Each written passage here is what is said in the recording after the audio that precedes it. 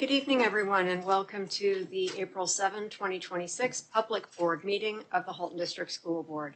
These meetings are open to the public so we can all see and hear our deliberations and how each trustee votes on the business before us in an open and transparent manner. I would like to extend a special welcome to our guests, both in person and online. We are happy to have you join us this evening. We will start with the roll call. Vice Chair Oliver. Good evening. Trustee Ahmed. I know he's here. Okay. Trustee Baxter. Good evening. Trustee Bryden. Good evening. Trustee Daniele. Thank you, I'm here. Trustee Horn. Good evening. Trustee Rocha. Hello. Trustee Wovenhorst. Good evening. Trustee Zhang. Good evening. Student Trustee Shu. Good evening. Trustee Gray and Student Trustee Ho have sent regrets for this evening's meeting, and so I shall put the following motion on the floor. Be it resolved that the board authorize the absence of Trustee Gray from the April 7, 2026 board meeting. Trustee Rocha, would you please move this motion? I so move. Trustee Ahmed, would you second this motion? I second that. Is there any discussion? Are there any objections to authorizing this absence? Seeing none, the absence is approved by unanimous consent. Director Ennis, would you please let us know which staff are in attendance this evening? Thank you, Chair Collard, and good evening, everyone. We have a full complement of staff here this evening to support tonight's meeting. Thank you. Tonight, Trustee Horn will be honoring the land. Thank you. We begin by acknowledging the land and our responsibility to care for and respect all that provides us with life. This land, upon which the HDSB is situated, is on the ancestral treaty and title lands of the Anishinaabeg, Ojibwe, Mississauga Nation, now known as the Mississaugas of the Credit. Mississauga territory in the past and present continues to host both Indigenous and non-Indigenous people. The HDSB is committed to continuous knowledge building with respect to actions that address and resolve the ongoing impacts of colonialism. We do this by learning and understanding the true history, treaty obligations, duties and responsibilities, and Indigenous rights while actively maintaining mutual beneficial relationships and collectively respecting and caring for the land. Thank you. Thank you very much, Trustee Horn. Now we are up to item 1.3, approval of the agenda. Trustee Baxter, would you make a motion to approve the agenda? Yes, please. Trustee Zhang, would you second this motion? Yes, please. Are there any objections to approving the agenda? Seeing none, the agenda is approved by unanimous consent. Are there any declarations of possible conflict of interest for this evening's agenda? Seeing none, we are now up to section 3.0, delegations presentations to the board, and I will pass the gavel to Trustees Horn and Oliver, the co-chairs of the Inspire Awards, to present over this evening's awards. Thanks. Good evening, everyone. And as you know and have become accustomed to, each month the trustees take a moment at the beginning of our board meetings to honor those unsung heroes who give so much back to the HDSB. Tonight we are lucky enough to have two people in our audience, one of them who I know quite well. And we will also be celebrating 4 honorees that will be presented with their awards at their schools. But we're going to start with those who are here in the gallery tonight. And I'm going to pass the microphone over to Vice Chair Oliver to begin with the first award winner, which is Andrea Lukasic. It is our pleasure to present the Inspire Award to Andrea Lukasic, Administrative Assistant at Nelson High School, and the award will be presented by Trustee Horn, who is the trustee for that school. Andrea joined the Nelson community after many dedicated years at John T. Tuck. She handled the drastically different transition from elementary to secondary school environment with remarkable poise and calmness. Andrea makes it a point to learn the names of every student and staff member she greets. Because many Nelson students come from her previous feeder school, she often knows them and their families by name, building community through intentional kindness. Her welcoming smile and expert ability to triage incoming requests makes the lives of students and staff significantly easier. Andrea is so efficient and skilled that she inspires everyone around her to be better in their own roles. She's truly thoughtful and genuinely cares for all. Her impact is immeasurable. The kindness and calm demeanor Andrea carries, paired with her welcoming smile and personal connection to so many students, create a massive daily impact on our school and greater community. These interactions may seem like small gestures, but day by day, day after day, they build a culture of warmth and respect. Andrea serves as a constant, positive presence for Nelson staff, students, and the community at large. Congratulations, Andrea.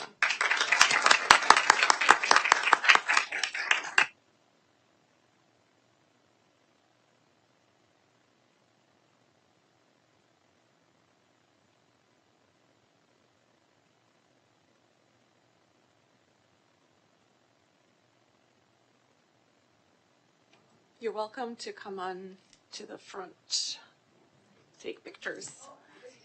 Yeah, go ahead, come on up.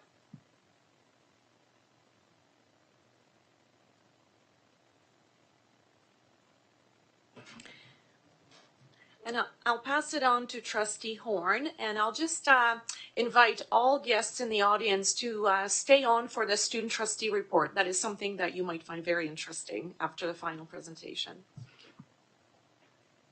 Okay, next up we have Leanne Rajoub, who is from Clarksdale Public School, and Trustee Zhang will be presenting the award.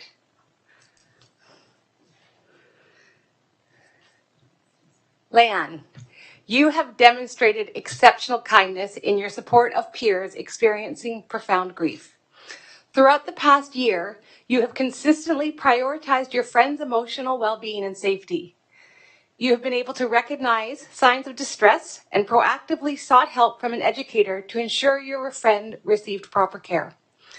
By checking on your friend during the school day and seeking ways to offer her comfort, you have shown inspiring levels of dedication and responsibility. Furthermore, your influence has extended to the wider classroom, where you have fostered an environment of empathy and understanding. You took the initiative to help your classmates communicate with kindness and encourage them to take responsibility for their words where they were unintentionally hurtful. Your efforts have not only supported a grieving family, but have also shaped a more compassionate community. Leanne, your actions and leadership show how kindness and care can positively impact the lives of the people around you. Congratulations.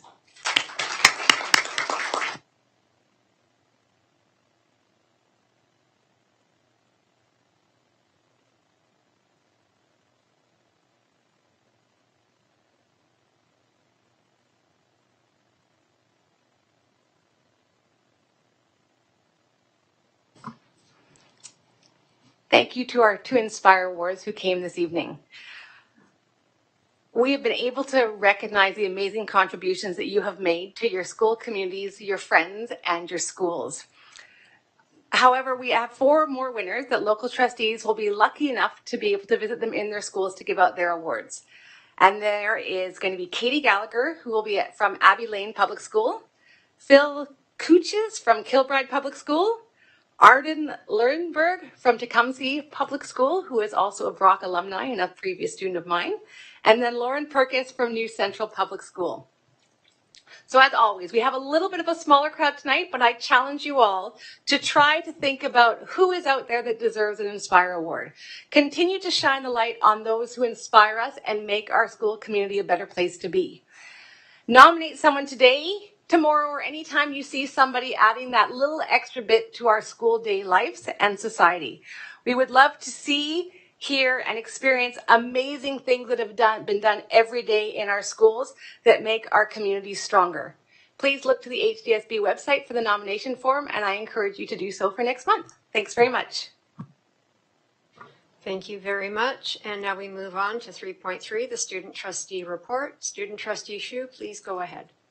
Through you, Chair. Good evening, HDSB superintendents, trustees, staff, and viewers. I'm Trustee Xu, and I will be sharing the Student Trustee Report for the past month. Student Trustee Ho has sent her regrets about not being able to attend the board meeting this evening, but nonetheless, we have a lot to share tonight. So, the March Student Senate meeting was fairly packed. The senators were provided with the time to rehearse their subcommittee workshops, which they will begin presenting starting next Wednesday at the next Student Senate meeting. Discussions were also held regarding the topics of an election rundown, as well as sharing strategies to fundraise for HLF month for the month of April. Furthermore, we were also joined by Jonathan Lee, student trustee of Les Élèves Conseillers Mon Avenir, who gave an insightful presentation on the importance and means of student engagement as the senators prepare for a busy month ahead. Last but not least, senators were also provided a thorough run-through of the Washington campaign as they work to carry the components of the campaign forward at their individual schools.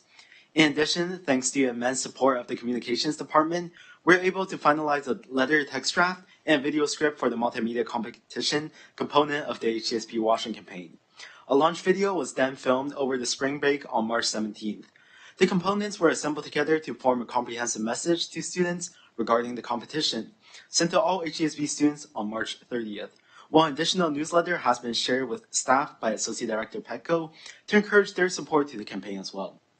The competition invites students to create a piece of multimedia content in different formats that clearly communicates a positive message on respecting the safety and cleanliness of washroom spaces, with the aim of bringing awareness and to foster a culture where students can feel safe and comfortable accessing fundamental facilities such as washrooms during school hours, and ultimately to improve school washroom conditions as part of the larger washroom campaign alongside two other major components.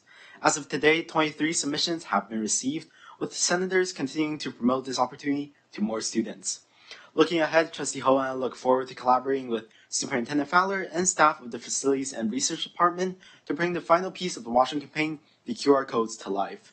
For the upcoming month, Trustee Ho and I look forward to continuing to work with senators, trustees, and staff to continue pushing for our advocacy and changes. Thank you. This concludes our August Student Trustee Report. Thank you very much, Trustee Hsu. Are there any questions for our student trustee this evening? Seeing none, thank you very much for filling us in on all of the busyness from the month of March. And now we will move on to presentations. This evening we are very happy to welcome Mark Clare, CEO of the Halton Learning Foundation, to speak with us about the great work that the HLF does.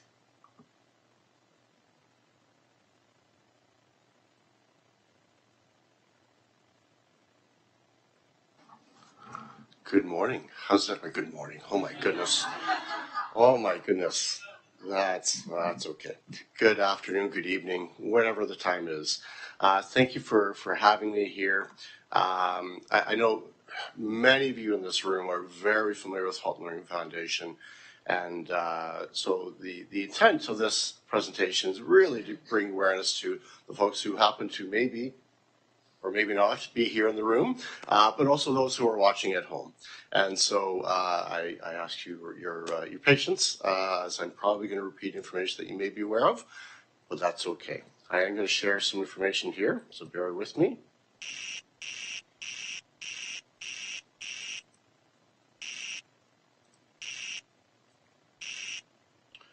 And through the magic of technology, we are sharing a screen. Fantastic. You know, when you come to these things, that's always one of the anxious moments that the technology is going to work, but so far so good. So as I mentioned, many of you are very familiar with Halton Learning Foundation. For those of people who are watching at home, Halton Learning Foundation was actually formed by the Halton District School Board and has been a charity since 2004. We are independent from the charity and rely entirely on donations from the community to support the programs that we run. And so essentially we are helping HDSP students with financial barriers to learning. So that might be, you know, clothing or food items or school supplies or school trips, sports team fees, scholarships, bursaries, that kind of thing. And so 1 week ago, Chair Collard attended, a number of you attended as well, an event to launch HLF Month, Halton Learning Foundation Month, and Chair Collard had a proclamation declaring April as the third annual HLF month. So thank you, Chair Collard, for doing that. And so wanted to share with the community a little bit about HLF month and what's involved with that.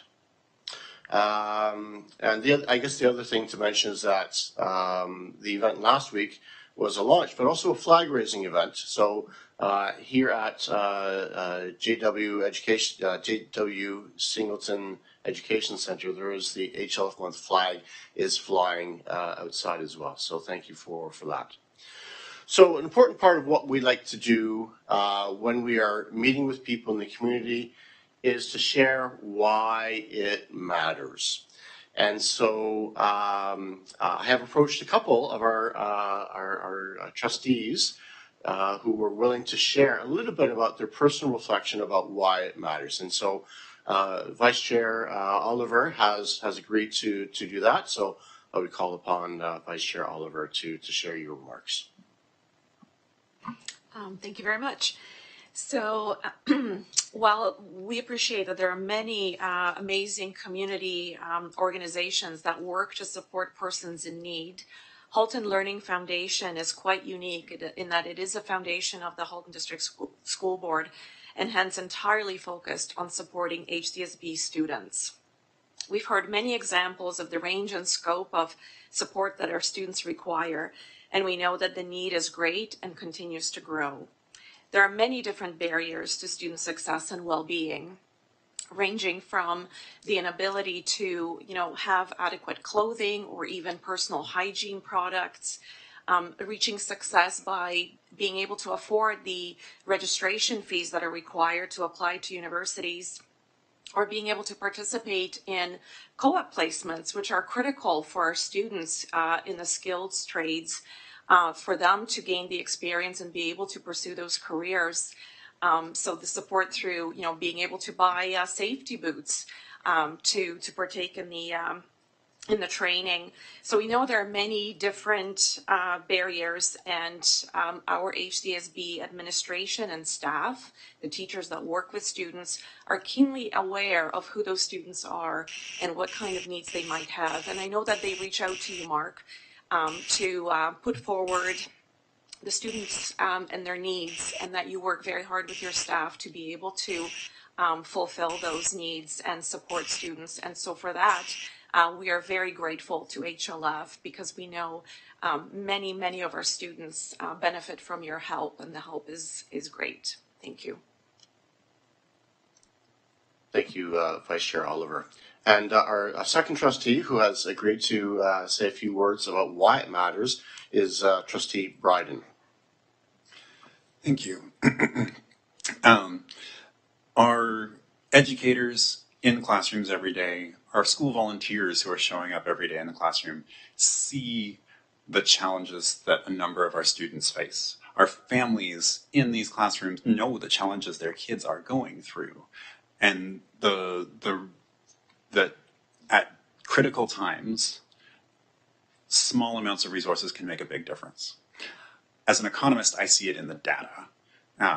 And we know there's a huge correlation between a family's access to resources and educational outcomes. Not perfect correlation, by all means, but that having that little bit of extra resource can go a long way to helping a student stay engaged, whether that's showing up with a full belly or showing up with the appropriate clothing to go play outside. And some of those things go a very long way and turn into test scores at the end of the day. This is about well-being in our schools, and it is about academic success. And the work that the HLF does in supporting students across Halton makes a huge difference. Thank you, Trustee Bryden. And there are, every day we are encountering stories and situations from schools. And for those who are at home listening, the process is for a school to apply on behalf of a student or a family in need. And so if you happen to know, or you happen to be a family who might be in some financial need, the process would be for you to approach your school, a teacher, or social worker, principal, vice principal, whoever you have that connection with, and then they may be able to help facilitate that application process to Halton Learning Foundation. All right, so this is our friend Carrie the Backpack. She's our cheerful helper and messenger, and she has been around since back to school last year, and she's carrying on through Halton Learning Foundation month as well. So Carrie personally extends an invitation to you to join us for HLF month, whatever that looks like. Help us raise awareness, help us raise funds. A number of you I know are already planning to be involved in something for HLF month.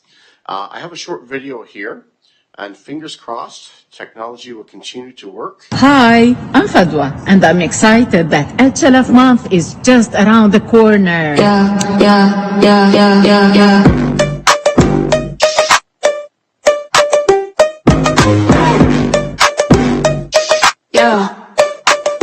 April is our favorite time of the year. It's when we come together as a community with creative and exciting fundraising activities to support Halton students in need. This year I'm taking the Tour de Halton Bike Challenge to go the extra mile. My class and I are throwing a pizza party to make sure every student has what they need to succeed. I'm hosting a community bake sale to help eliminate student barriers. And I'm hosting a movie night with friends to support students in our community. You can support our Halton community by teaming up with school, friends, or co-workers to create your own fundraisers. Support or donate to an existing team. Or help us spread the word. Whatever action you take, big or small, goes a long way to help students in need. Whether you're rolling solo or building a team, you're creating real support for students in our community. Celebrate HLF month this April.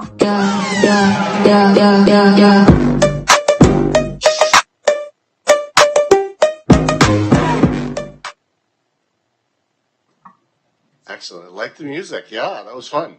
Hi, I'm Oh, there we go. So, a small snippet of some of the examples of things that people can do or have been doing in the community. Here's some snippets, some photos from previous years. Kings Road Public School had a fantastic campaign. Each classroom had their own incentive, and you see, what some of those incentives were, and that resulted in some people, including the wonderful Principal Henders, getting a pie in the face there. Some of the other schools were doing amazing things. In the top right-hand corner, our very own Director Ennis, for 2 years, has put down a challenge, a 4-square challenge to those of you in this room, trustees and staff. I don't want to put you on the spot, Director Curtis and Director Ennis. Are you doing it in this year? Absolutely, I'm ready. Fantastic. That's great. And it's tons of fun, and hopefully all of you will be able to make it. And then the lower right there is just a picture of me doing so we have a Tour de Halton cycling challenge. So people can do their own challenge. They could cycle 20 kilometers, 50 kilometers, whatever they wanted to do. They could say, hey, I'm going to cycle 200 kilometers during the month. On April 23rd, I'm going to ride 100 kilometers, tour in Halton, going to visit some schools along the way. And this year I will be joining Mark on that ride. Yay! And we have a few other community members who are going to be joining us on the ride as well, which is fantastic. And looking forward to the ride, but also looking forward to visiting the schools along the way, which is always a real treat. So we'll visit one school in each community. On our website, all sorts of great resources. If you want to donate online, it's there. If you want to learn how to set up an online fundraiser, it's there. There's a one-pager called HLF Month at a Glance.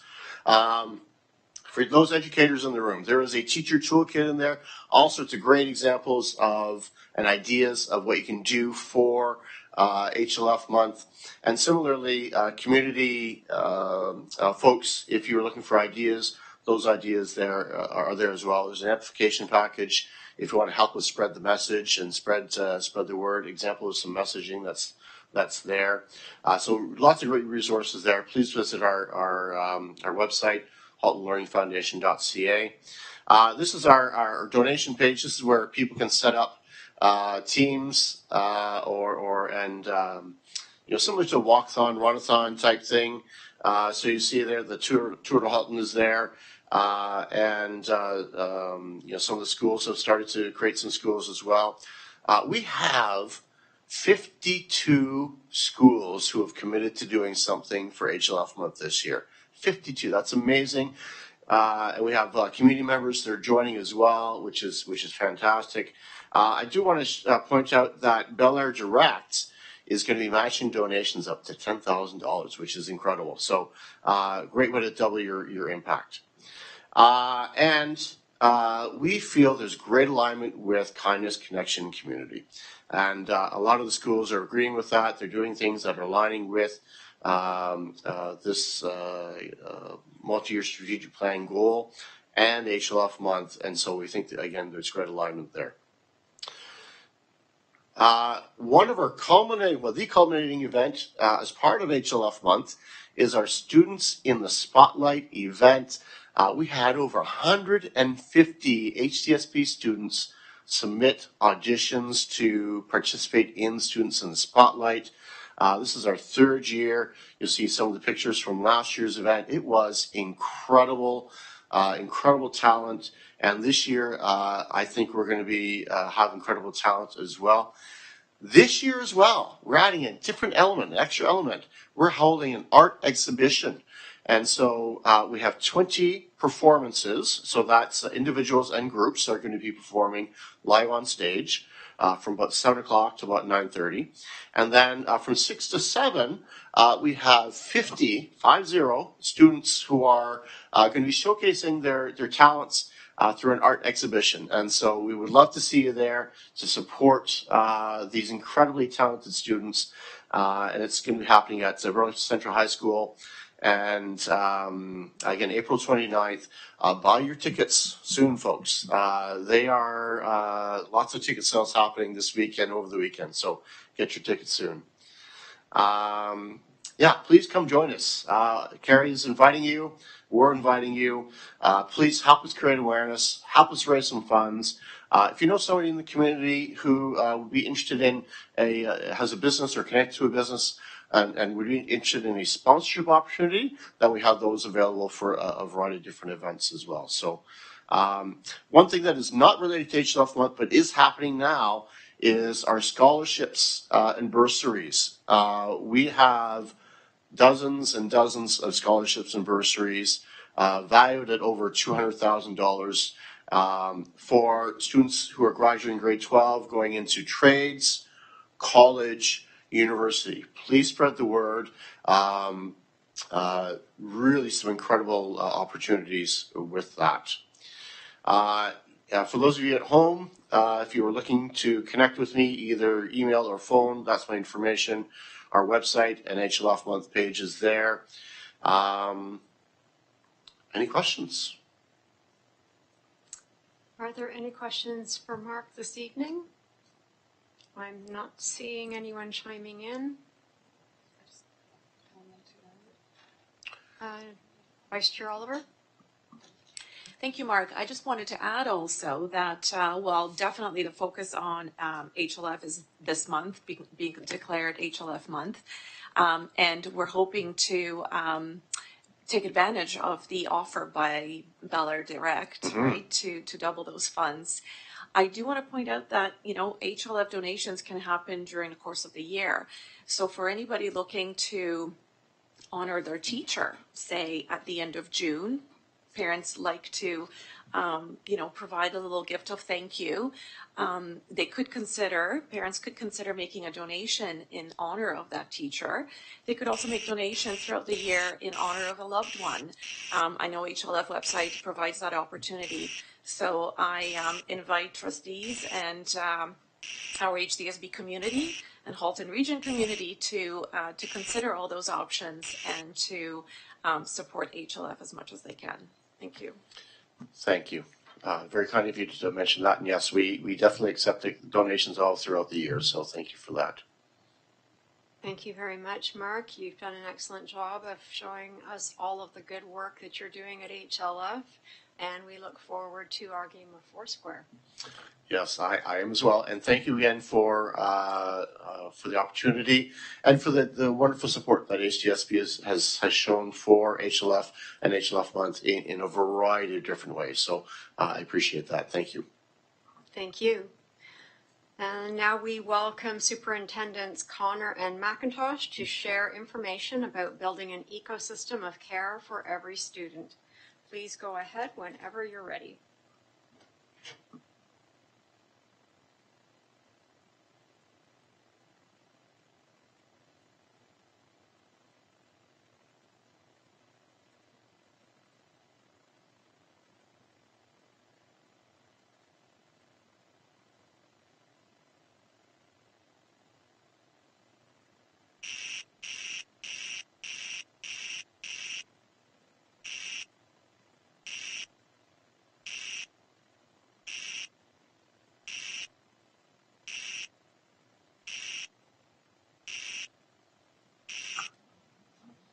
Good evening. Earlier this year, the multi-year strategic plan monitoring report provided to the board highlighted the graduation rate for the 2018-2019 cohort. In this report, it was confirmed that students entering grade 9 in the 28-29 school year had a 4-year graduation rate of 89%. And additionally, at the conclusion of 5 years, the number of students who earned their diploma increased from 89% to 93.9%. Reinforcing consistently strong graduation outcomes and historically higher 5-year graduation rates, given some students require additional time to complete their secondary school studies. This evening's presentation was requested to provide a deeper understanding of the students represented in this data, our targeted interventions and support for students in risk of not graduating, and the continued action, attention, and care to students from adolescence through to adulthood as they seek to obtain their Ontario secondary school diploma. The care and support for each student begins in the classroom, with each classroom teacher seeking to know, support, and understand the needs of each learner in partnership with families. Each of these concentric circles highlights that beyond the student and the classroom, there are school structures and opportunities, system connections and supports, and rich community partnerships purposefully interconnected to create a circle of care to meet the unique learning needs of each student as they progress from elementary school through to secondary school and beyond.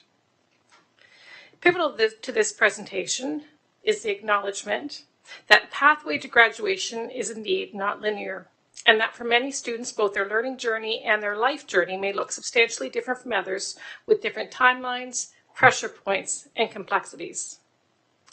As a secondary school administrator with this board for over 20 years, serving in a range of diverse school communities, including past responsibilities of our care, custody, and treatment programs, as well as past principal of our adult, alternative, and continuing education programs, I know that disengagement from school can become particularly profound during the teenage years. For some youth, this may be a time that they struggle with significant addictions, social and emotional challenges, and mental health disorders. Some of our youth are teen parents raising babies and small children, or are struggling in looking after their parents, extended family, or children due to family financial instability and need. Other students have suffered significant trauma, which makes engagement in learning acutely difficult, while others have withdrawn from legal parental control and are living on their own, struggling to find shelter and resources when home life has become untenable.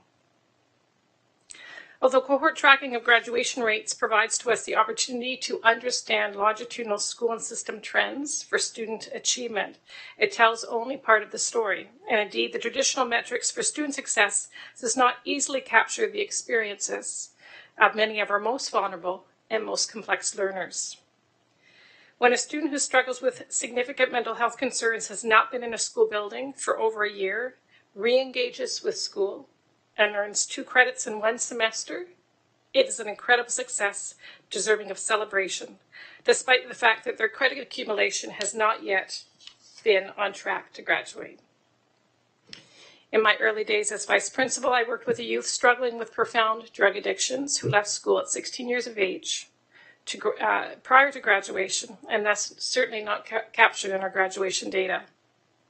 More than 10 years later, as the newly appointed principal of Gary Allen High School, I have the deep pleasure of handing this now adult student his Ontario Secondary School Diploma. A proud and accomplished graduate of the Halton District School Board, and again, very much worthy of celebration and success.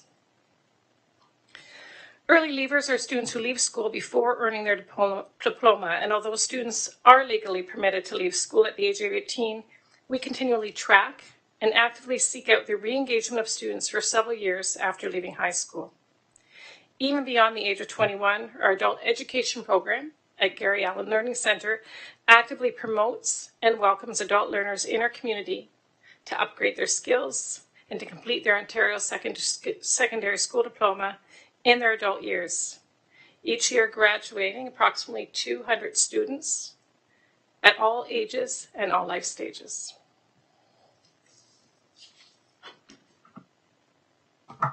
In 2005, Dr. Alan King's report, Double Cohort Study, fundamentally changed how we view early leavers.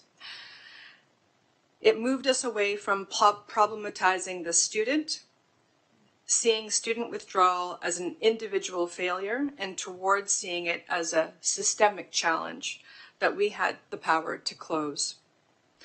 Dr. King's research gave us 4 pillars that still define the student success interventions that we have today.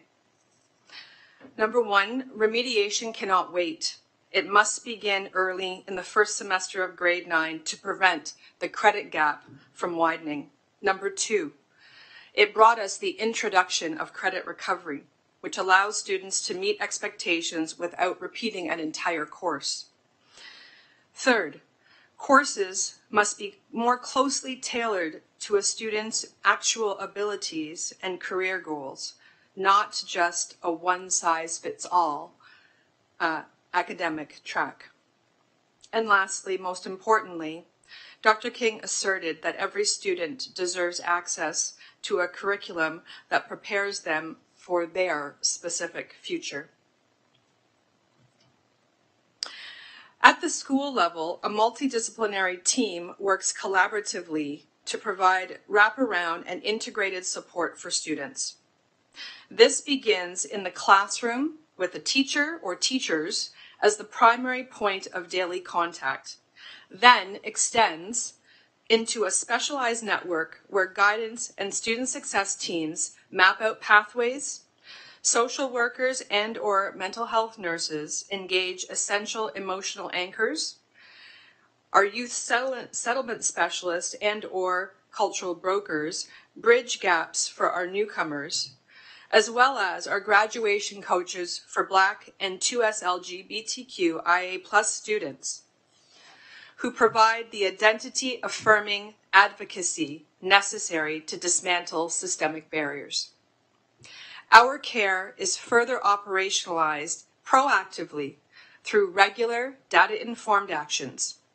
Whether the student needs signal support from the special education team or the formal school resource teams, or interpretation services for language supports, we ensure that every family has a seat at the table.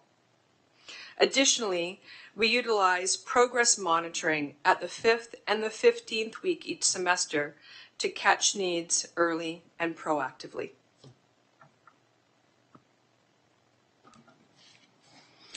At the school level, a broad range of courses, programs, and pathway opportunities are provided to students, knowing that student engagement and achievement is deeply underscored by a student's personal interests, passions, and career aspirations. Beyond a wide array of traditional credit courses across all subject areas and disciplines, this slide highlights the many specialized programs that create increased flexibility and access to learning for our students, as well as career-focused learning opportunities tailored to specific career goals and plans. Cooperative education provides to students the opportunity to earn credits while engaging in a workplace setting, while other programs like the Ontario Youth Apprenticeship Program or the Specialist High Skills Major Program or SHISMs offer students the rich opportunity to develop specialized knowledge and skills specific to career-focused pathways, gaining sector-recognized certification and career-related training as an integral part of their high school program.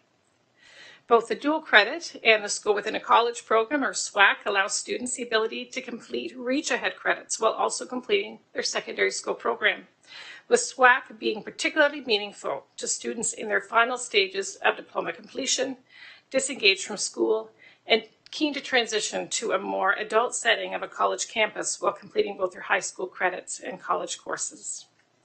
Depending on an individual student's learning needs, e-learning and self-paced courses have the strong advantage of allowing students to customize their learning journey to meet the flexibility they may require in managing life challenges or difficulties.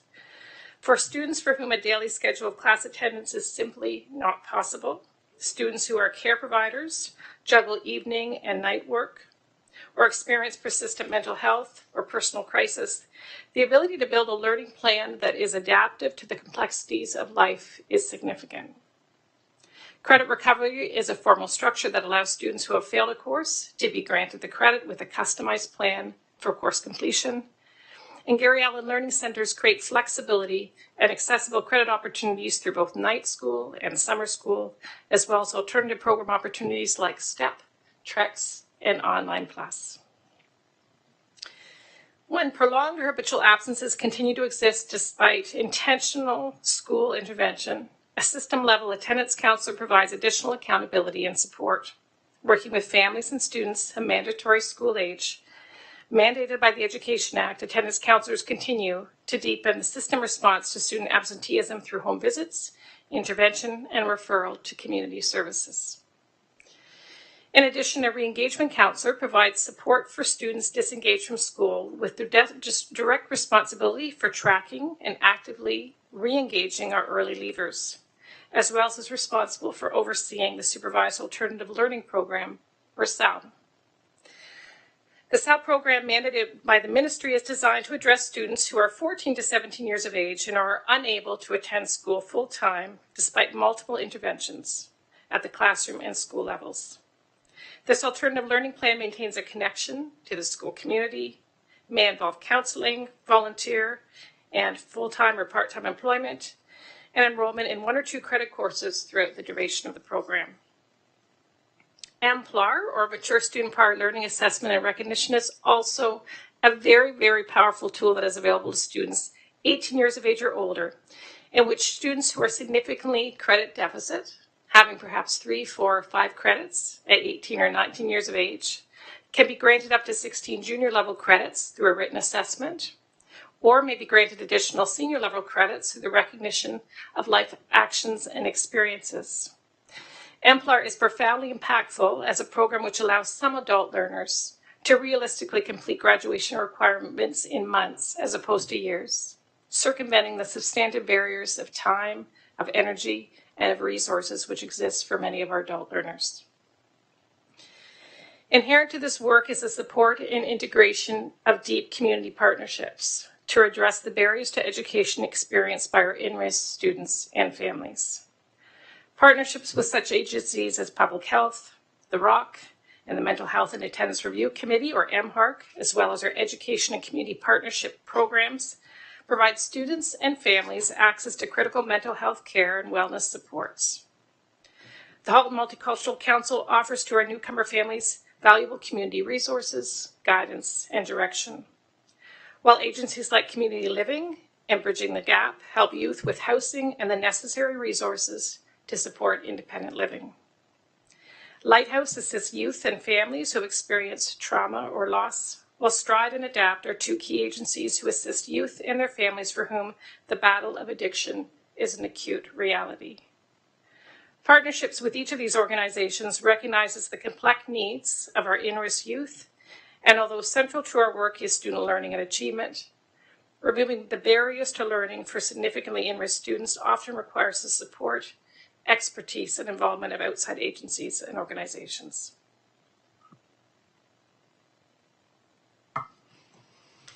So let's contextualize all of this information now and apply it to 2 student examples or human stories that help to contextualize the data.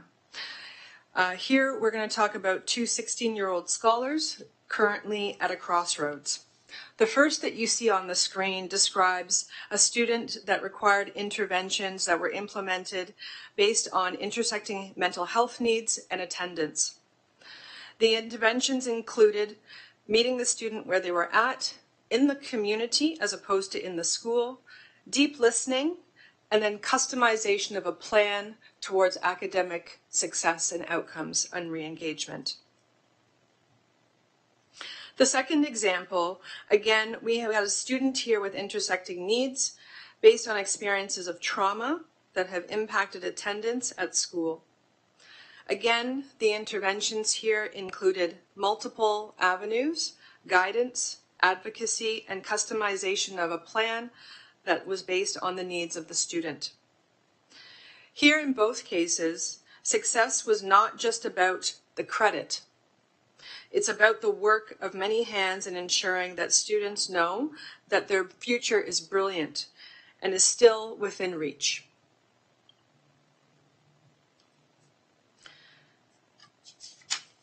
Today, as we look at our own data, we are still answering the call from Dr. King. When we provide identity-affirming spaces and flexible custom pathways, we aren't just recovering credits, we are honoring the human right to an education that sees and supports the brilliance of every learner. True student success does not happen in isolation. It thrives when a deliberately designed ecosystem of care is instilled. Thank you. Thank you very much for that in-depth report. I appreciate it very much. I'm not seeing any speakers on the speakers list. I'll just give another minute in case someone wants to ring in. Trustee Baxter. Thank you. Thank you for that presentation. I think it's an example of the work that goes on in schools and in the board that the public doesn't always see. So I will be pointing people in the direction of your presentation. I appreciate it. I just want to ask you, on one of the slides, you had the number 300, which I think was the number of students that are currently being supported as early leavers.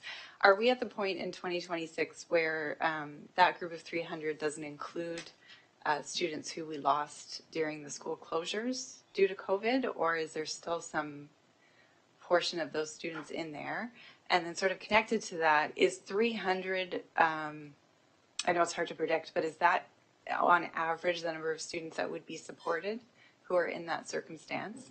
And I ask that because that connects then to resources. And, do you feel that these services are resourced well enough to continue this level of service at that number of students going forward? Thank you. So through to the chair, I in terms of the COVID impact, I think likely we are still seeing it. If you look at the tracking from 18 through to 21 in terms of the responsibility of re-engagement counselor, that would be inclusive of that group of students. It is challenging in terms of the reality is students legally only have to be in school to 18. So the reach out sometimes is reaching out many times, not always getting a return phone call, leaving lots of messages, really continue to extend and keeping the door open to support students. The number of about 300, it really is probably about what we typically have, again, when you think of what the tracking and work looks like. And what I hope perhaps is most pervasive through the presentation is that the time in which it is right for a student to return and re-engage can be very, very personal. And that stage of readiness can look different for each and every student. What our intentional action and purpose is to make sure that we continually reach out and provide that support and that access point, and also allow our emerging adult students to know that even if that means the door opens at 25 or 30 or 38, that the door is always there to be able to be a high school graduate and to receive the support that we know that we can provide within the board. Go ahead. Sorry if there isn't anyone waiting. I just had a follow-up question. Is this, I don't want to call it a program because I know it's a bunch of different programs and people coming together. Is this well known to our community groups, so charities and other organizations that support residents in Halton? Are they aware of this level of support to sort of help you by directing people back when they come to them to perhaps reconsider school and reach back out to the HGSB? Sorry, thank you. Thank you, through the chair. I I probably would suggest to you that it's not well known.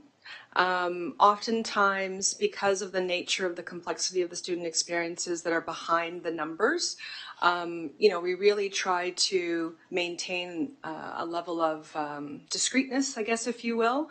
And again, to Tara's point, or Superintendent Connor's point, when students are ready to re-engage, there's a number of reach out opportunities that we do present to them, and we want to make sure that they have those opportunities. But in terms of publicly acknowledging that, not necessarily. We want to make sure that it's more individual in nature, and that as new programs become available to students, that's when we kind of circulate information on an ad hoc basis, but not necessarily something formal. Thank you. Moving on to Trustee Horn. Thank you. Again, echoing Trustee Baxter's thanks for the great presentation. My question's a little bit different. So I'm looking at what you've told us about, and you're looking at early leavers from school.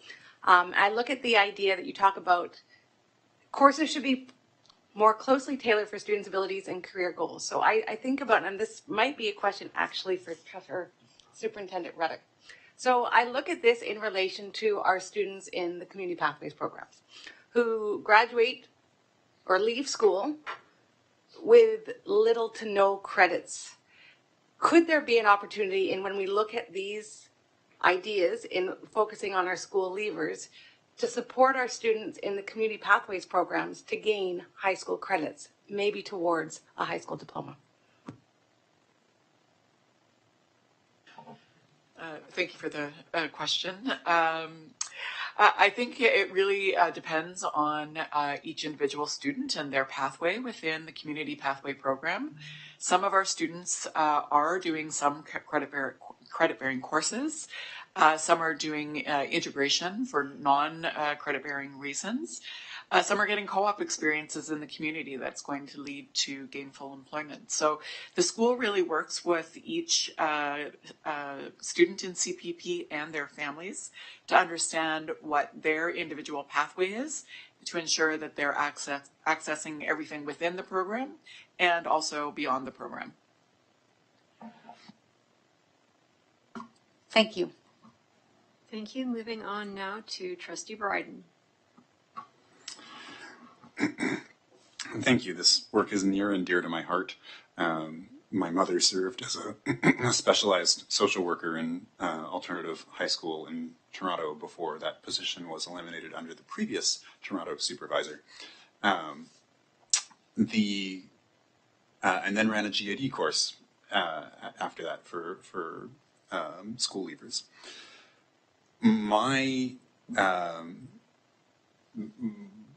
With that said, my approach goes upstream, and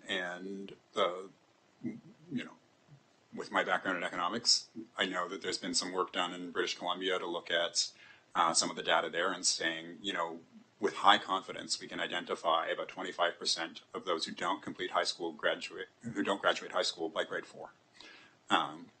And can we intervene earlier to help our students get on a better track and be in a position where perhaps they're not leaving high school, where we're reducing those numbers up front. So I know this isn't the work that you're presenting, but it's kind of like, how do we avoid this? And a question may go to a different superintendent to ask, what are we doing in terms of that earlier intervention, both in identifying who those students are that we need to work with and in assessing how effective our interventions are in driving up those graduation rates. Through you, the chair, to Trustee Bryden.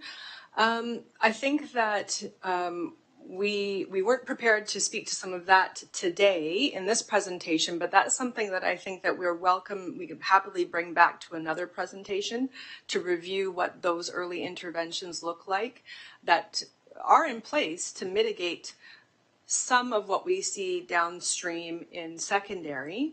That's something that I think is well poised for a follow-up presentation where we can explore from a early intervention, elementary side that leads into secondary, because there's a lot that we do on the pre-transition side in elementary school that helps to mitigate this, but I don't know that we have the bandwidth today to share that with you, but we're happy to bring that back for a follow-up presentation if you'd like.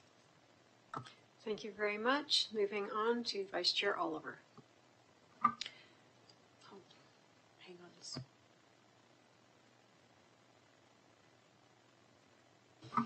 Thank you. Sorry, my system just went to sleep.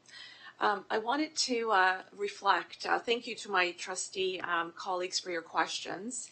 I did want to reflect a little bit on the presentation, the great work that you and your team are doing.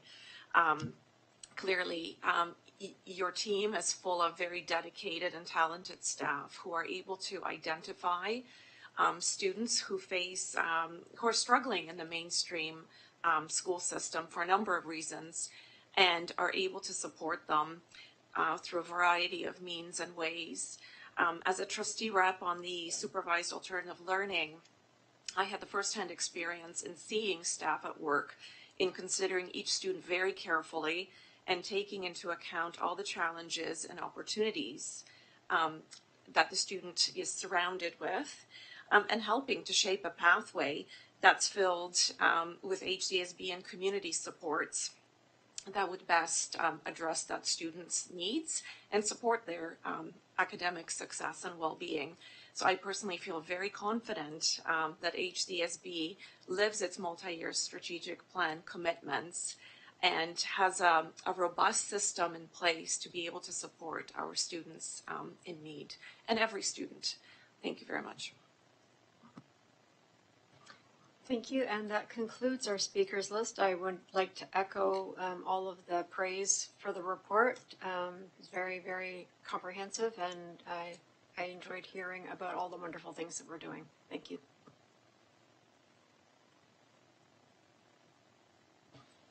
We will now move up to Section 4, our consent agenda. And for approval, we have the Halton District School Board minutes from March 3rd, 2026. For receipt, we have the following information items: the approved minutes of Committee of the Whole, outstanding action items, board report schedule, policy and governance procedure review schedule, annual home to school transportation report, operating and capital financial report, quarterly capital update, and correspondence to the board. We have several letters. I'm not going to list them all. I believe there are 7 in total, 6 or 7 in total, and they're all in your packages. So I would like to bring forward a motion. Be it resolved that the board approve the consent agenda and receive the information items for April 7, 2026. Trustee Wobenhorst, would you make a motion to approve the consent agenda? Yes, I'll make that motion, thanks. Trustee Ahmed, would you second this motion? Yes, I second.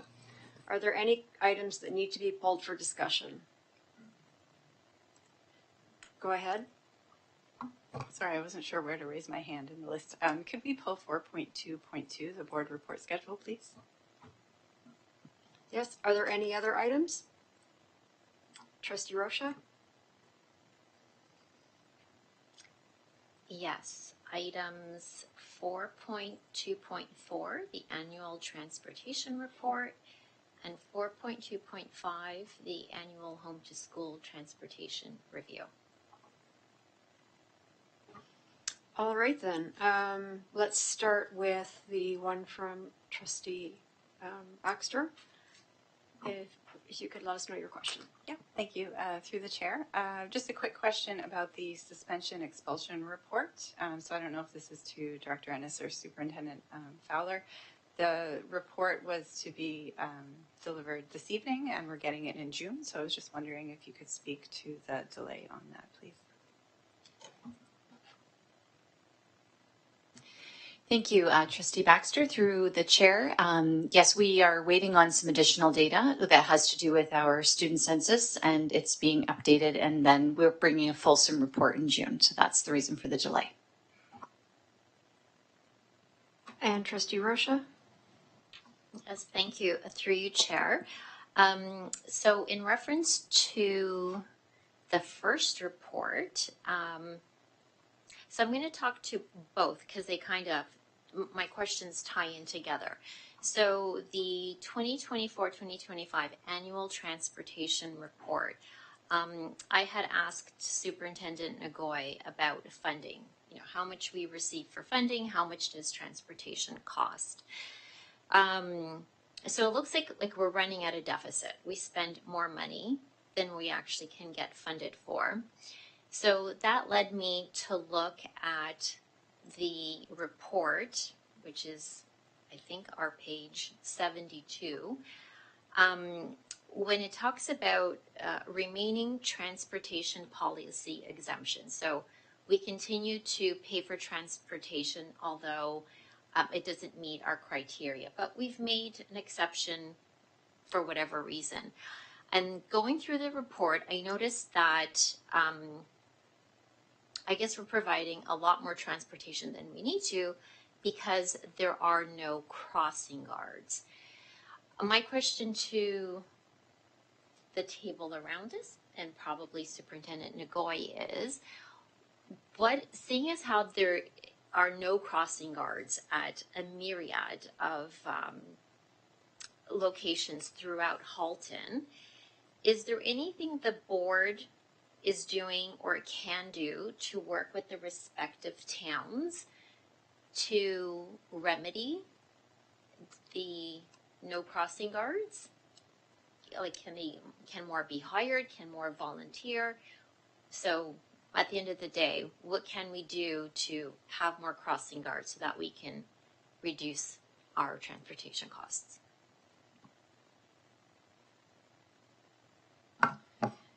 Thank you for the chair to Trustee Rocha. The crossing guards or the infrastructure for pedestrian crossing is within each municipality's mandate and budget. So both in terms of our staff and trustees can reach out to city or town councilors, but staff do work with their respective departments when we're looking at the areas around schools in terms of traffic or pedestrian infrastructure. It is, however, the decision does not stay or is not with the school board. It's with the respective municipalities. So depending on how big the roads are, so a road that is more of a main road or a 2-lane, depending on how the speed limit is, for example. If it doesn't have an intersection that it has like a street light or a median in the middle where you can stop in between the different lanes, we would be providing transportation.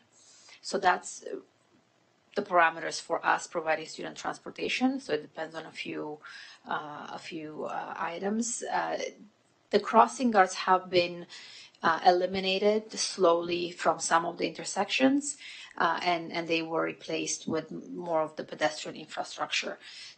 But in the absence of both, we would be providing transportation.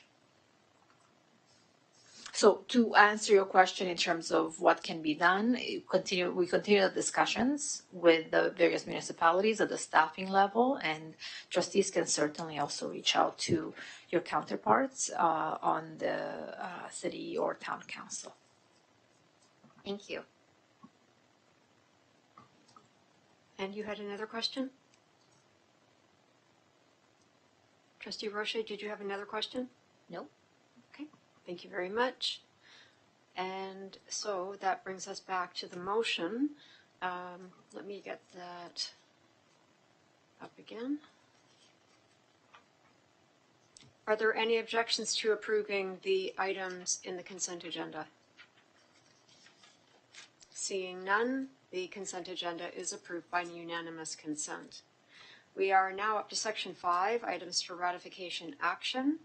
Action items for April 7, 2026. We have one for this evening, and that is 5.1.1, amendments to the Board Governance Bylaw Report 26024, Policy Bylaw and Governance Standing Committee, and I will put that on the floor. That the Board of Trustees approve the revised Board Governance Bylaw and that all prior versions be revoked, and that the electronic meetings and meeting attendance policy be revoked. Trustee Bryden, would you move this motion? Yes. Trustee Rocha, will you second this motion? I will. Thank you. Trustee Bryden, would you like to speak to this report? And might I suggest that just reviewing the things that changed since Committee of the Whole? That's exactly as planned. Thank you. We have instituted the suggestions that were recommended at last week's Committee of the Whole. There's one substantive change in 4.5.2 with the request from Chair Collard that notification continue from trustee for an absence. We've suggested that notification go to all trustees, as all trustees are now approving the absence of any trustee rather than notifying just the chair. We request that a trustee notify all trustees of that they will be absent from a meeting.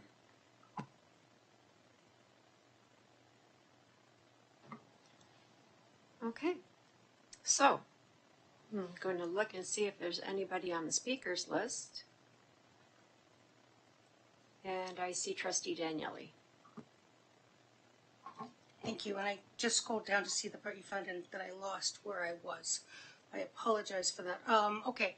And we probably discussed this, and I'm sorry, as you know, I have memory issues. 4.1.3.4 removes the any meetings during a school vacation period for students that a special meeting will not be called. And I've gone through this quite a bit. Is there anywhere in here that allows us, if there is a sudden emergency such as COVID or something along those lines that happens in July, that a meeting can be called? Or does this just blanket state that when school lets out in June, there are no meetings at all possible until September? I'm just struggling with reading that. If you could help me with that context, I'd really appreciate it.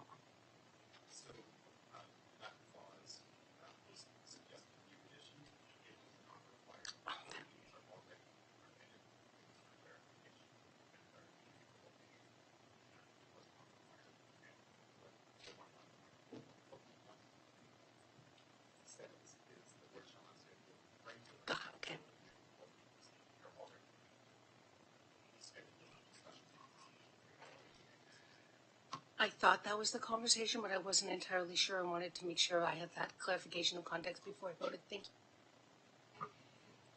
Thank you very much. Just going to check again and see if we have any other speakers. Okay, seeing none, I will call the vote.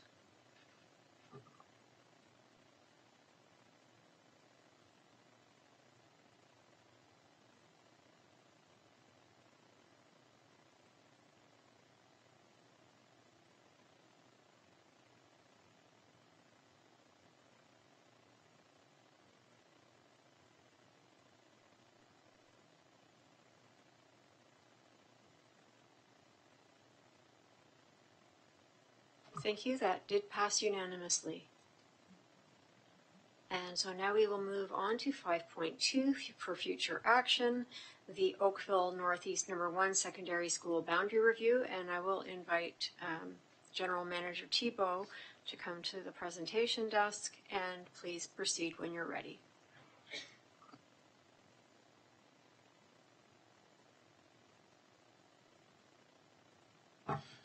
Evening, trustees, and through you, Madam Chair. I'm happy to present to you the first iteration of the report this evening with regards to the Oakville North West Boundary Review process for the establishment of the new secondary school boundary for the new Oakville Northeast No. 1 High School, as well as the recommendations on how to proceed with the review of the French immersion program, both in North Oakville as well as south of Dundas and west of 16 Mile Creek.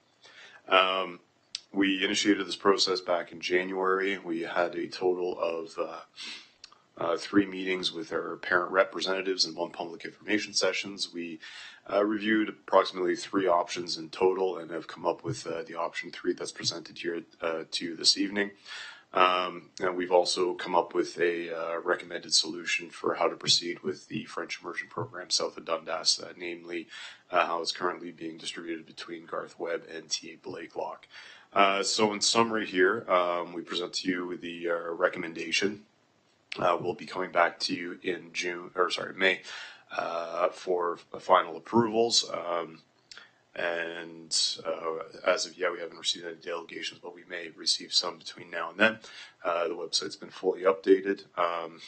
maybe a couple things to note here is that the recommendation's a little bit out of the norm in terms of we predicate the approval of option number 3 on the basis that future elementary bound review, which is currently active, we just put on hold until we did a little bit of a review of what was going on in various programs, being the Oakville Northwest bound review process, which we want to ensure that when we establish these boundaries, we're not creating any additional split cohorts, especially with the FI component.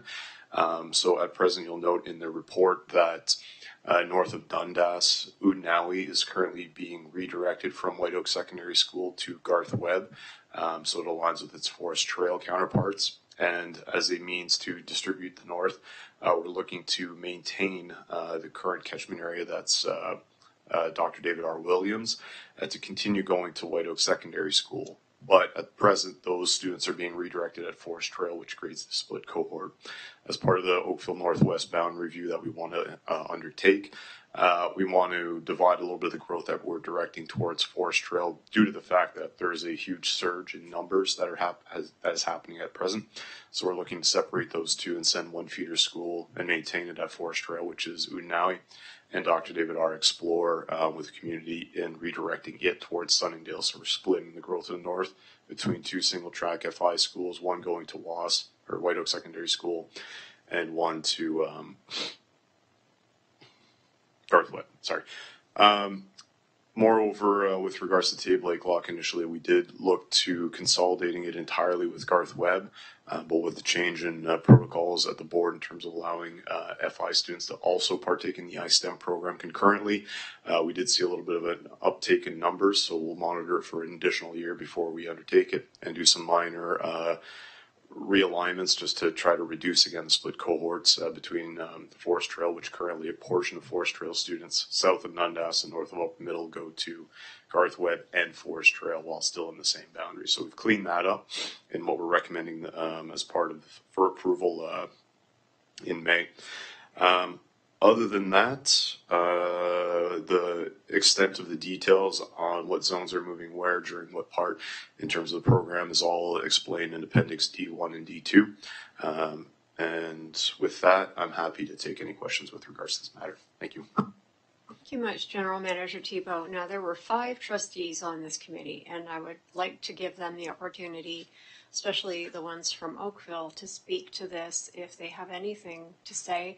It looks from the fact that there were 3 options that this was a very smooth sail, and that's always a wonderful thing to see.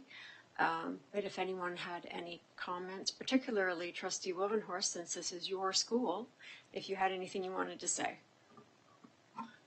No, I don't have anything to say, Chair Collard. The process was quite smooth, and the parents that were involved seemed quite satisfied with how things evolved. Thank you. And Trustee Baxter. Thank you. Through the chair, so just to echo, I thought it was a great boundary review yet again. So a big thank you to you and your team, Fred.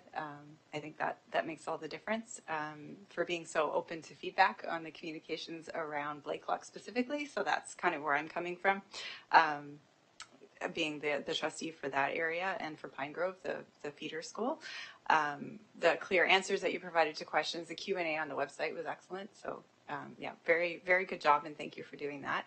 I just wanted to ask, you just mentioned the Oakville Northwest School boundary review process, and we got a question actually this morning from a parent in one of the schools, just sort of checking back in around the timing on that. I know you have a report coming, I think it's next board meeting on the boundary reviews of 20 to 26, but I wonder if there's anything you could say this evening around the timing of that, and then I just have one other question.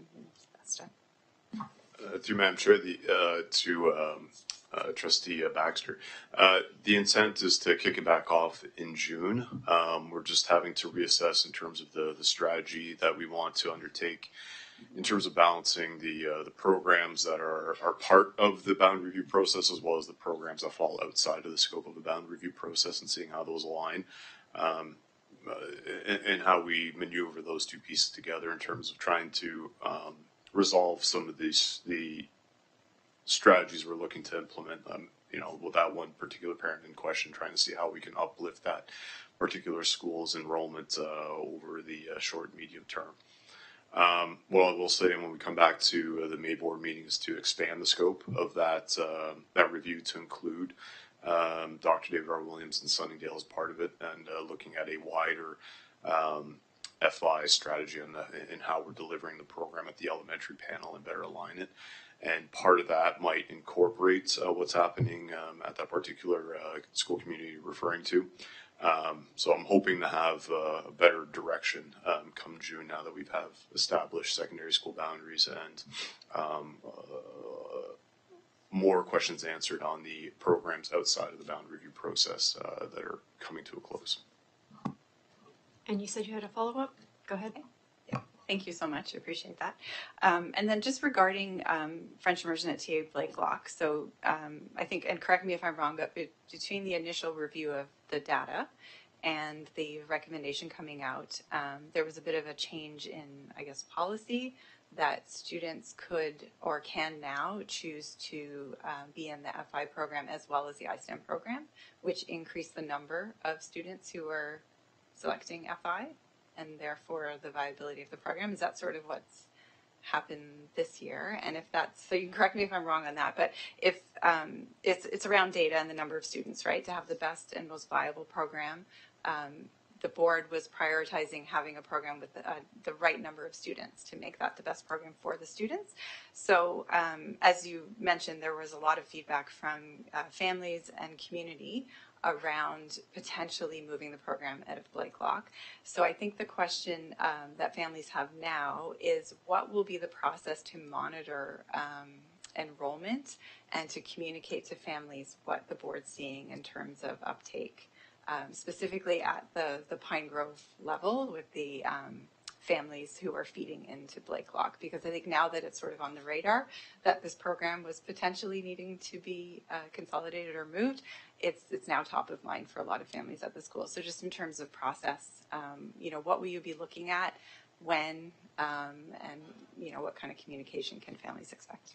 Thanks. Through Madam Chair to Trustee Baxter again, and I'll look to my superintendent colleagues too to supplement what I'm missing on the program front. What I will say on the protocol, I believe that is correct. That's what historically we said it's one or the other. Now that we're allowing both, it definitely allowed for more engagement into both program streams. What I will say is that numbers-wise, how we code the students between iSTEM and FI, it doesn't seem like there was a larger uptick in FI itself in terms of a dedicated FI program. So they're a little bit mixed in with iSTEM. So it's a little challenging to track in that fashion. So I think we'll have to step back and see how we're going to measure this once we see how all the sectioning has occurred and what type of French immersion sections were available for the various grades, and assess then is how, based on the combined programs, were we successful in offering the variety that we're looking to offer? Because again, if you have lower numbers, you're not going to be able to offer the same breadth as you would in a school that has a larger FI population. So I think that's going to be the measure, is seeing, like, are we offering enough still? Has it really changed now that we have iSTEM students partaking in FI programs or classes specifically? And if we're still finding that it's not really hitting the same level of services, maybe that's when we decide again, okay, we looked at it, we assessed, and maybe that's not the outcome. But again, we'll have to really see come October what was offered, what's there, and maybe compare it to other schools on, is it really the most successful piece, or is it maybe something else where it's less the program that we're offering that's of very great importance, especially north of the QEW, the parents that expressed an interest to keep it there? Or is it more the transportation that comes along with it that now opens up transportation for iSTEM? So I've got two pieces there where I have to look at both sides of it. But until we see how the program runs, and we haven't had a year yet to look at it, I can't definitively say what the units and measures will be. But I'll leave it maybe to my colleagues to add or correct what I misspoke on.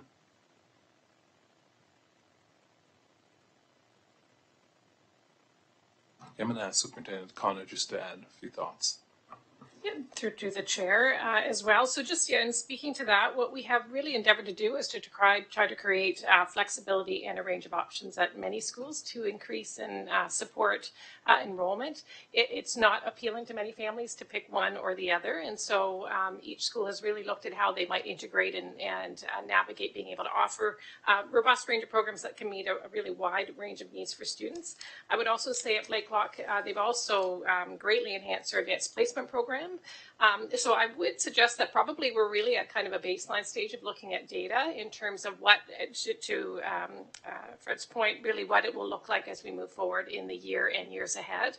But we're hopeful in terms of where the turn has, kind of the tide has shifted a bit, and we're seeing some really positive increased enrollment within that school community, I think very much tied to the program offerings that's now available for students. Thank you. Moving on to Trustee Rocha. Through you, Chair, not so much a question for you, General Manager Thibault, but to the Director. So everyone's eagerly awaiting the opening of Northeast #1 High School, and now that the boundary review will hopefully be settled in a month from now, do we have an idea as to when the naming process will begin for the school? Thank you for the question. I'm going to ask Superintendent for the school, Claire Proto, to respond. Thank you. Through the chair to Trustee Rocha. You're right. We're all eagerly awaiting. Normally we'd start the naming process in the new calendar year, so January, February of next year. But because of the excitement and everything that's going on with it, we're hoping to start a little bit sooner, so we'll start in the fall of next year.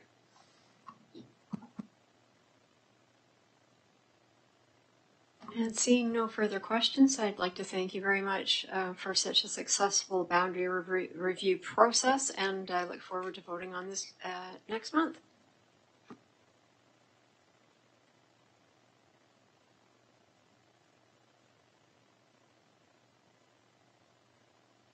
And now we will move on to communications to the board. And our first item is the Director's report. Thank you, Chair, and through you to the Board of Trustees. Firstly, before I get into the specific items, just want to say thank you to our staff in the HDSB for the great work that they do each and every day to support our students, to give them the opportunity to showcase their gifts, their talents, their vulnerabilities, and their courage through a variety of opportunities that they're given every day. And so thank you to all staff.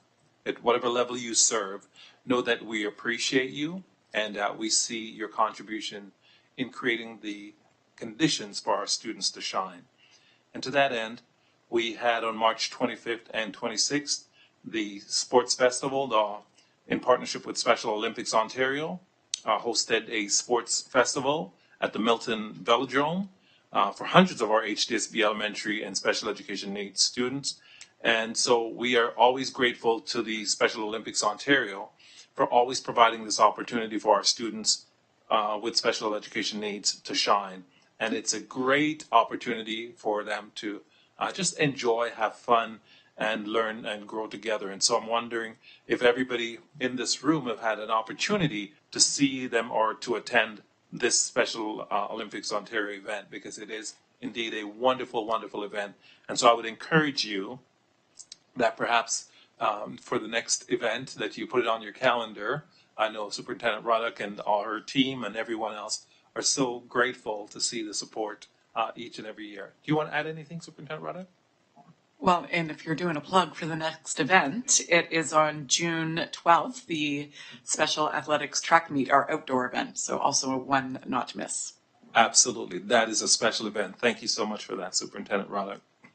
The 34th Annual Halton Skills Competition took place recently on March 25th and 26th, also on the 31st at Nelson High School, and the elementary competition took place at New Street Education Center. And wondering again, how many have had the opportunity to partake in these Halton Skills Competition? We had over 1,200 students participating, showing their innovation, their design, their technology, and their science and experiential learning. And what they do is simply incredible. the work that they engage in, the problem solving, their design, their teamwork, it is something to behold. And so I want to say thank you to all the staff once again, because they work long and hard hours just to provide students with these opportunities, and students and their families for engaging, and for trustees to come out and support. We truly, truly value that. Winners earn a chance to advance to the provincial skills competition, which will be happening May 4th and 5th, while our secondary competitors could qualify for the Skills Canada national competition, where our HDSB students, of course, as you know, have always had top honors. So we look forward to those results. The Bay Area Science and Engineering Fair Awards took place recently. HDSB took top honors in both elementary, W.H. Morden, and secondary, Abbey Park. This year's BASEF had 22 students win trips to the Canada-wide Science Fair and the International Science Engineering Fair. And this is the embarrassing part that I really shouldn't say. 19 of the 22 going to the Canada-wide Science Fair came from the Halton District School Board. And so we are really thankful to all our staff, our students, and everyone involved, because as you know, I believe strongly that we all serve our students, regardless of your role in the Halton District School Board. Everyone is here in support of our students. And so we want to say thank you to our staff, and thank you to our students and our families for just your courage in highlighting your skill sets to the world. And so we thank you for making HDSB proud, and we are so proud of you. And we look forward to great awards that will come as a result of this. And that concludes my report for today. Thank you very much, Director Ennis. I am not seeing any speakers on the speakers list, so we will move on to communications from the chair. And I just have a brief the work of trustees update. As you know, the letter that was sent to the Premier and the Minister of Education from our Board of Trustees is attached to our agenda this meeting. This important letter was a team effort, with all HDSB trustees having the opportunity to participate in contributing ideas. In the letter, we discuss the importance of local decision-making and authentic consultation prior to recommending changes that impact families. Trustees have always also been very busy, finishing 2 very large boundary reviews, one of which we heard about this evening, that are currently underway in Oakville and Burlington. The Oakville boundary review will be voted on at our May board meeting, and the Burlington boundary review will be voted on in June. If you have any questions about any of these boundary reviews, please visit hdsb.ca for more information. Thank you very much. And now we will move on to committee updates. And we'll go to the Parent Involvement Committee first. Trustee Rocha. No update, but our next meeting is scheduled for this Thursday, and anyone interested in viewing the meeting can do so online. Thank you very much. And Special Education Advisory Committee, Trustees Baxter and Wovenhorst. Thank you, through the chair. So starting with SEAC, Sapna Gaba was acclaimed as chair of SEAC at our last meeting, and Katie Schleifer was also acclaimed to continue in the role of vice chair. Sapna represents ABC, the Halton chapter of the Association for Bright Children, and Katie is a member at large on SEAC. Last month, we also had an excellent staff presentation from the principal of special education, Conan Spruan, describing all of the special education programs offered at the HDSB in our self-contained classrooms. And I'd highly recommend to all trustees to check it out as a refresher, as there's, I think, been a couple of changes over the years. And then can I just do Human Rights and Equity since I'm on the mic? Sure. So the Human Rights and Equity Advisory Committee, there's a meeting coming up in May, and the agenda will include staff presentations and discussions with the Safe Schools and Human Resources teams. Thank you. Thank you very much. And now moving on to the staff-led committees, accessibility. Trustee Wovenhorst, has there been a meeting of that committee since our last board meeting? No, there has not been a meeting. Okay, we look forward to hearing from you after the next time there is. Not every committee meets every month, so yeah, it's a bit confusing sometimes. The Environmental Leadership and Sustainability Committee, Trustee Gray is not here this evening, but I believe she asked She has asked me to Trustee pass the Daniele. message on if you don't mind, Chair Yep. Collard. She sent the message saying the Environmental Committee has some exciting news, and perhaps Superintendent Flaha would be able to share it with us. Well, thank you very much. I'm so happy to be able to share. First of all, I wanted to say that we are incredibly grateful to the board, to all of our trustees for making environmental and global citizenship a priority and part of our multi-year strategic plan, which gives us a sense of direction. And the month of April, for the past few years, has been designated Earth Month, as opposed to just Earth Day, and so filled with activities across the entire system. And so some of the very exciting things that are forming, thanks to the incredible inspiration by our director, who has been an amazing champion for environmental and global citizenship, has been very supportive of our work, has showed up to every single event that we've had to come and encourage and inspire our students and our staff.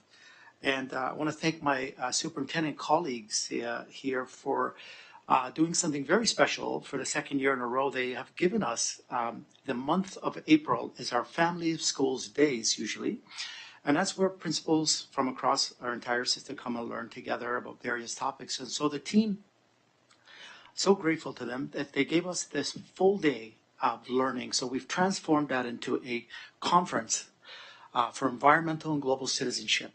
This conference is for every single administrator and system leader that will be there on April the 14th, learning together from community partners, from almost every department in our board is involved in this work, presenting, and also a big thank you to Superintendent Coakwell, because the Indigenous team have taken such great connection and partnership in forming a lot of this work that's happening across our system. And so the other exciting thing, the really big exciting things that are underway is that some of you, well, many of you received an invite for April the 17th to be part of a ribbon cutting. And this day is going to signify the opening of our newly formed Environmental Leadership Learning Center. And the words were chosen very specifically because it is about leadership. We know that leaders make an impact, leaders make a difference, leaders make change, they create opportunity. And this center has been opened at Alexander's Public School. And we basically took an old room and it was inspired by the United Nations Sustainable Development Goals. It's transformed the center into a learning space, a place where leaders will come together, students. This will be a place for innovation, thinking, creativity. It will bring our community partners, all the municipalities, various organizations that we collaborate with. It will bring them into our space to help lead learning with us and for us as part of how we move this work and continue to move this work forward. And finally, one of the most incredible pieces of news that I would like to share with everybody today is that for years and years, we've been really trying very hard to get many of our schools to engage in eco-schools. Eco-schools is an organization that works across all of Canada. And what happens is the eco-schools is they help schools become certified. And there's metrics and there's measurements and there are commitments that schools have to make in order to be part of eco-schools. And so for years and years, we've been trying to get as many schools as possible to join. And for the first time, we now, as of a few weeks ago, thanks to my incredible superintendent colleagues here, we have 100% of our schools are now eco-schools. So this is a goal that we've had for many years. It's finally happened. Thank you very much. I would like to thank you, Superintendent Flahat, for bringing such good news to the board. Congratulations. And now we will move on to the Mental Health Strategy Advisory Committee. Vice Chair Oliver, do you have a report? I do, thank you, through you, Chair. The next meeting of the steering committee is set for April 28th, and it is scheduled to run alongside a mental health promotion showcase.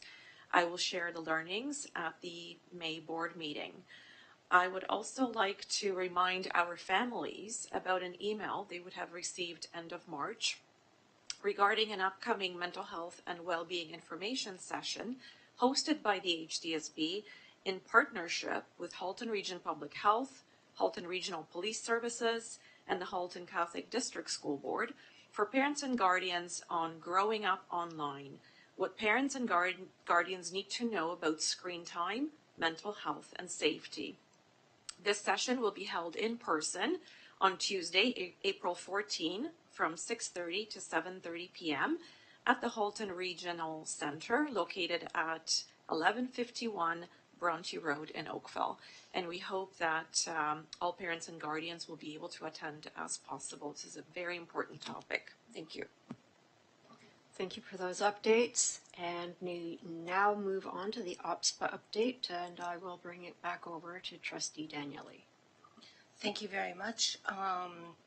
Just some quick updates for you. The governance refresh that OPSPA has been working on for the last 6 months passed on March 12th, which brought the 53-member Board of Directors to 19 members, and it changed the governance structure. As such, Halton no longer has a representative on the Board of Directors.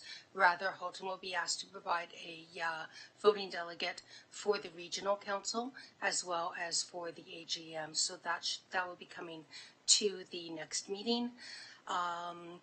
The Regional Council meeting that was planned for April 11th has been moved to May 2nd because there was a commitment from OPSPA to make the regional meetings meatier and more conducive to our work as trustees, and we feared that we could not pull that together fast enough for April 11th, so it has been moved to May 2nd, the morning of May 2nd.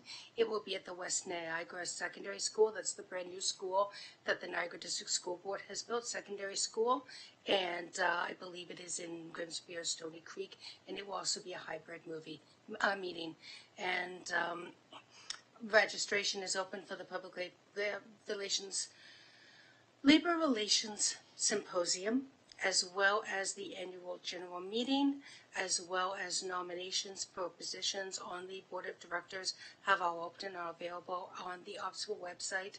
And I know that she is not here this evening, but I would remiss if I did not speak to the dedication and commitment of Trustee Jean Gray these past several years as our representative on the OPSPA Board of Directors. Most people may not realize Board of Directors means giving up a lot of weekends, a lot of meetings during the days. There's a lot of work time commitment for what is essentially a volunteer role. And Jean took that head on. She was probably one of the most prepared and communicative Board of Directors I saw in terms of what she brought back to this board and the way she would reach out for communication and input from everyone. I'm sorry that she'll no longer be at perhaps she will run for one of the positions, but I do have to say that she has been an incredible representative for this board, and her voice has had significant impact. Thank you very much for that heartfelt and informative report, Trustee Daniele. And now we are up to 6.6, Trustee questions of clarification for this evening's meeting. I'm sorry? Oh, I don't see your name in here. Okay.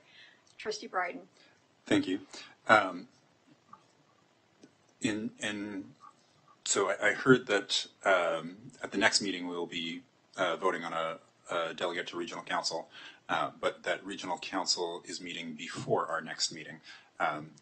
Will we need a delegate for that meeting? Is that correct?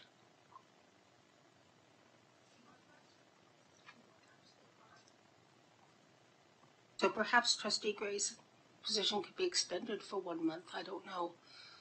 We don't generally do a lot of voting at the meetings, but there should be a representative. We're still trying to figure out all the nuts and bolts, but yeah, you have caught an error in the dates on us. Thank you. Is a motion required to, no, we will allow Trustee Gray to continue in that role. Well, I believe she would have continued in the role till June anyway, because that's when we would have appointed next year's rep. So I believe we're covered on that. but yeah, it's hers. Yeah, she is technically still our voting delegate. Yes. Because we did put her in that position, and this is now the position of we've been working, the language has changed so many times, regional representative, regional council, and I've asked them to just make it voting delegate. That makes it a lot simpler. So yeah, I think Chair Collard is correct. Through the magic of loopholes, Trustee Gray will be able to continue in that role until the AGM. Perfect, and thank you for asking that question, Trustee Bryden. That was an important question. So, trustees, questions of clarification, and I see Trustee Rocha.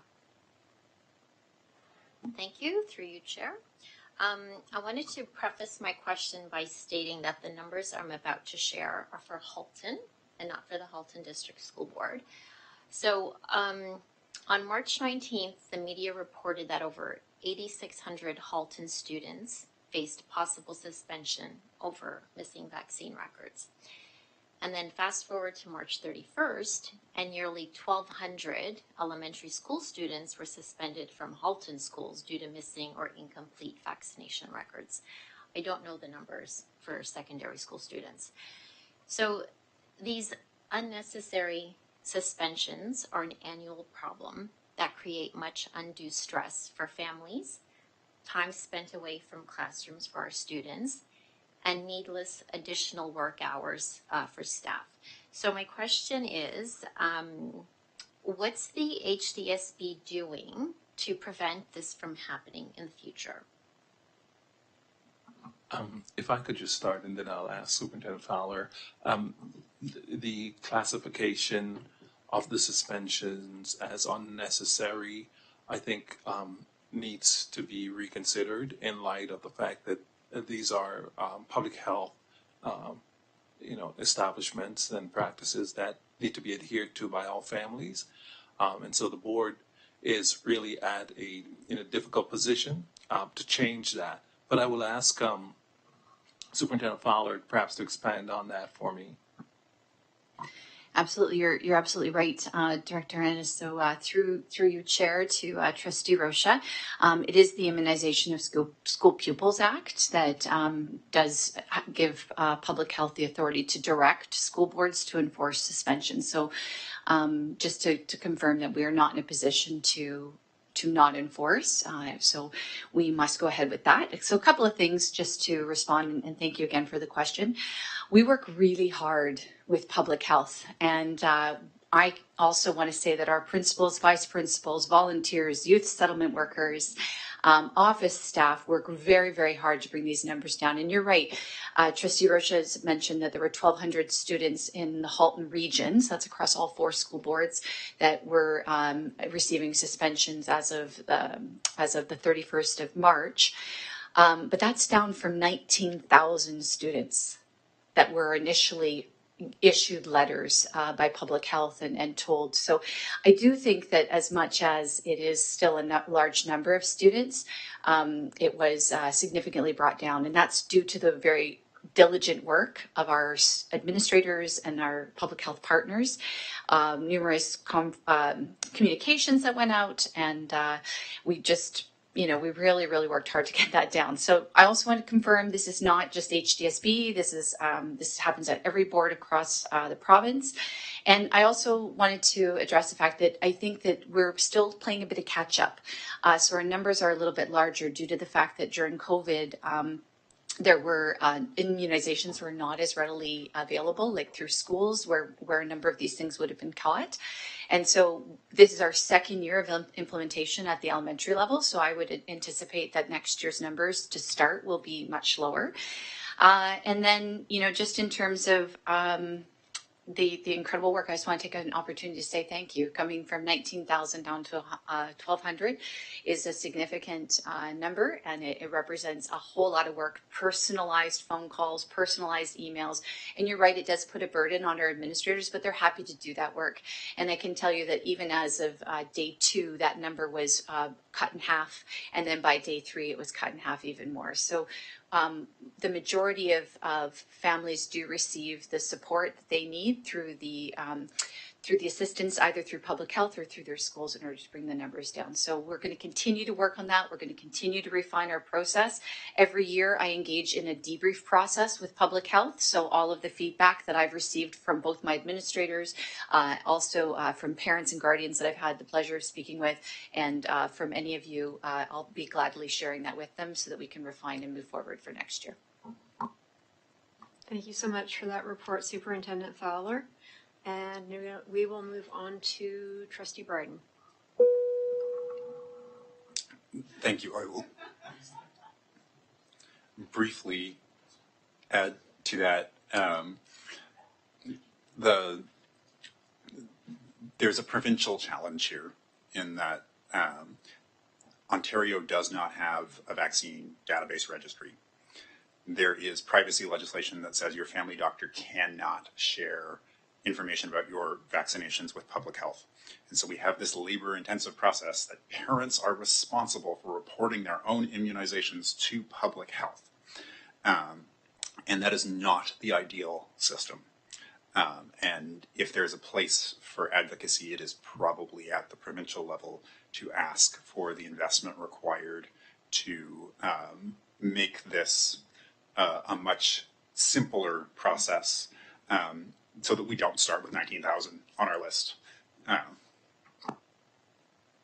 Might I suggest that the board should write a letter to the province regarding this gap, because it is a lot of work done by staff to make sure that these students get back into school as quickly as possible. And this should not be on the backs of our administrators, nor should it be on the backs of parents who are just happy to have gotten in and out of a doctor's appointment and accomplished the task at hand without having to inform public health. So I'm not going to suggest that we put together a motion here and now, but if someone wanted to consider bringing a motion at the May meeting, I think that this is warranted. So I'll just leave that out there. And seeing our list exhausted, I'll move on to trustees' news. If anyone has, oh, I'm sorry, go back. Trustee Bryden. Through you, Chair. Fantastic idea.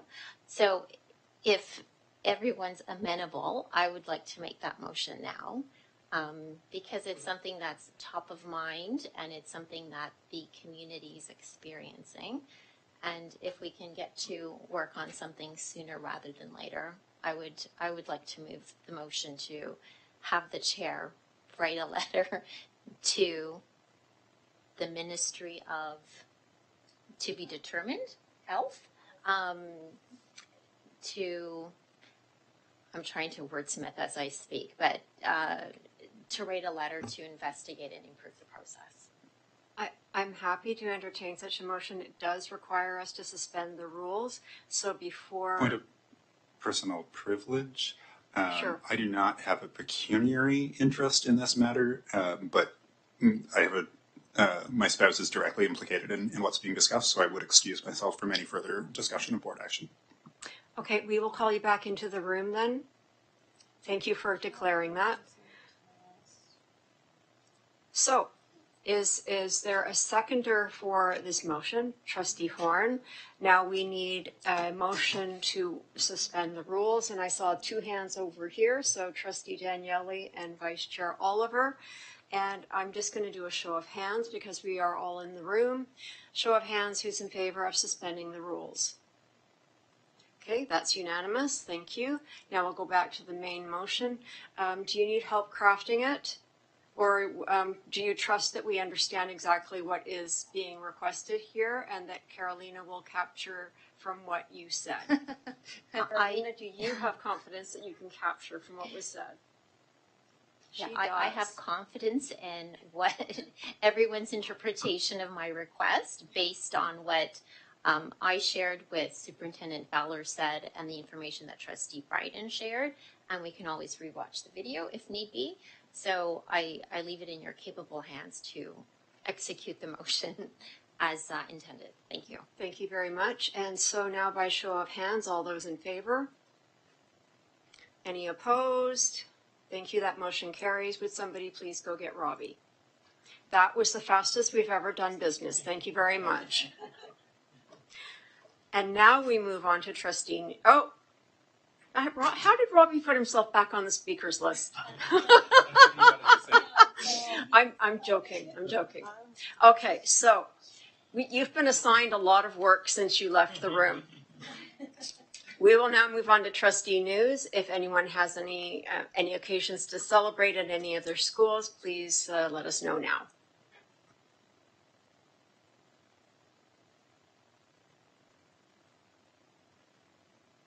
I have Vice Chair Oliver on the speakers list. Anyone else who wishes to speak, please put yourself on 6.7 on the speakers list. Go ahead, Vice Chair Oliver. Thank you, through you, Chair. So Director Ennis already spoke briefly to this and shared his accolades, but I wanted to provide a little bit more detail. On March 25th and 26th, I had the pleasure of supporting and judging one of the challenges in the elementary skills competition. As Director Ennis already said, over 1,200 students representing 2/3 of our elementary schools participated, and they participated in a number of challenges, including but not limited to construction, landscaping design, video and photography, animation, Lego and Vex robotics, mechanical engineering, and others. So I got to witness students grades 4 through 8 putting their skills and talents to work while cooperating and collaborating with their teammates. I know Trustee Gray was there because she and I made a short video for the student videographers, and I think maybe Trustee Bryden was not able to drop it. I have to say the atmosphere was electric with so many students so highly engaged. It was really awe-inspiring. Then on March 31st, I dropped in to see the secondary skills competition, and I know Trustee Horn was there as well. I had the opportunity to observe our secondary students participating in challenges in the auto shop and construction workshops, and I know there were many other challenges running in other parts of the school. So these events are truly spectacular, and I think it's fitting to express our gratitude to the staff involved in putting these events together, for designing the challenges and for running these amazing events. A lot of work, thought, and creativity goes into creating the challenges themselves and the competitive and skill-building elementary and secondary skills competitions. So thank you and kudos to everybody involved. Thank you very much, Vice Chair Oliver. Now speaking is Trustee Horn. Thank you. Through you, Chair, and this is kind of a bit of a double hat discussion. So on May the 2nd, the Robert Bateman Community Center is having its grand opening. Halton District School Board has space there, as well as Burlington Public Library, as well as Brock University and Tech Place. It would be an amazing opportunity for the community to come out, and as we spoke about before, when Tara and Eleanor were talking about Gary Allen, to talk about the great work that is done there. It's also, for me, a really great opportunity for partnerships to be formed between the different community partners that are within the Burlington community. So I encourage you all, if you have a moment, on Saturday, May the 2nd, to make your way down to the Robert Bateman Community Center if you haven't been there, from 12 till 4 in the afternoon, where they will be showcasing all the great partnerships that are there. Thank you. So it's after the regional meeting. Just want to put that in. Thank you very much, Trustee Horn. Now we need a motion to move into private session. So I'm going to ask Trustee Ahmed, would you make a motion to move into committee of the whole private session respecting property and personnel matters? Yes, I move the motion. And Trustee Zhang, would you second this motion? I second. Thank you. Are there any objections to moving into private session? Seeing none, the motion is passed by unanimous consent, and we are now in private session. Vice Chair Oliver, the floor is yours, and I'd like to suggest we take a recess for 10 minutes.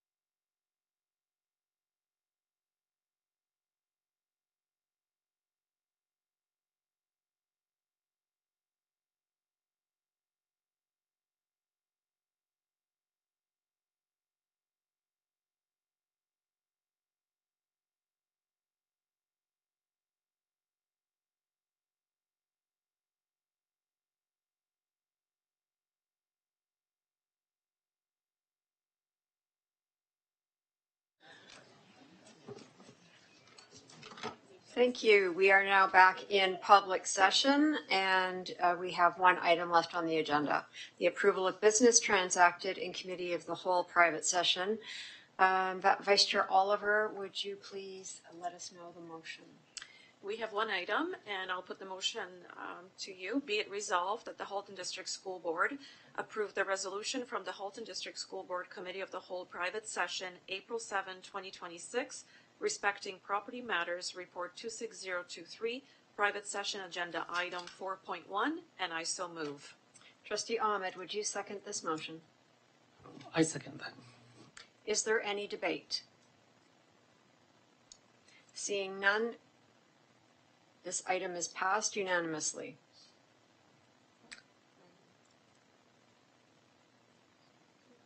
I'm sorry, did you have your hand up?